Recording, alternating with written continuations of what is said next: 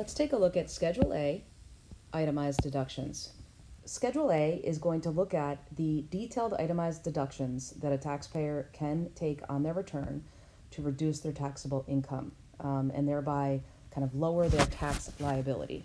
Now, first I want to point out any new form, it can, have the effect of you look at it and the first thought might be, wow, this is a lot of information to take in. So what I want to do is I want to put a pause on this form and instead come down here to this problem that we looked at from chapter 4 and just remind you that what we're doing is we are drilling into this line here, okay?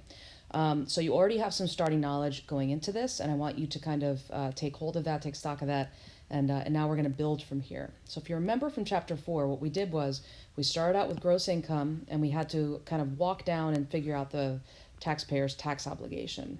And part of that walk was understanding, should the taxpayer use a standard deduction or should the taxpayer itemize their deductions?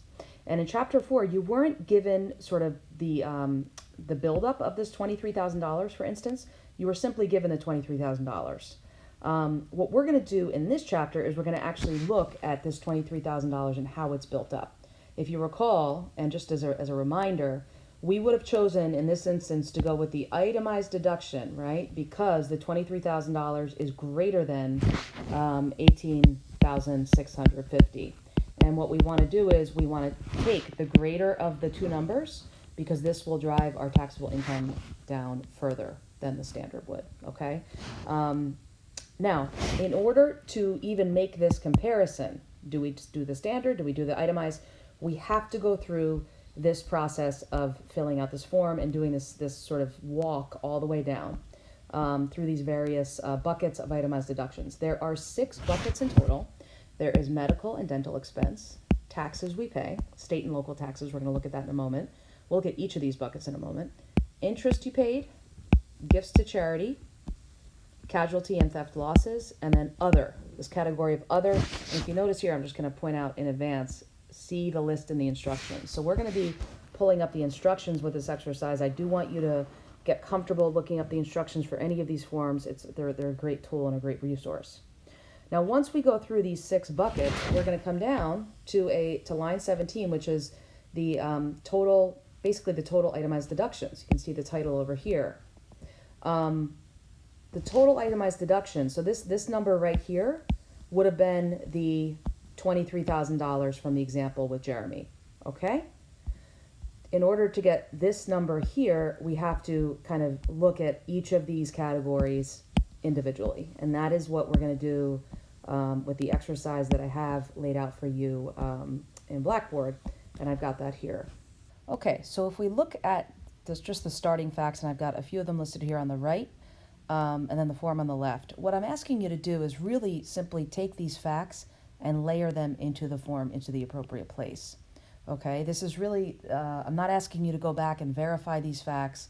I'm not asking you to look at the instructions, although I did provide the link to the instructions because I think that the instructions are a rich source of information that give context to each of these.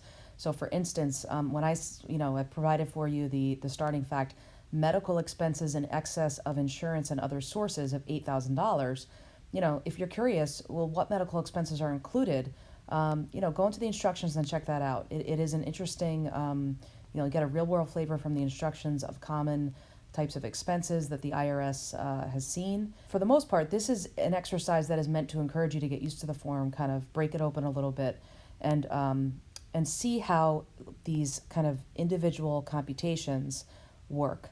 Ultimately, what we're looking to do is for each bucket of deduction or expense, we're looking to get down to a subtotal, okay, for each of them.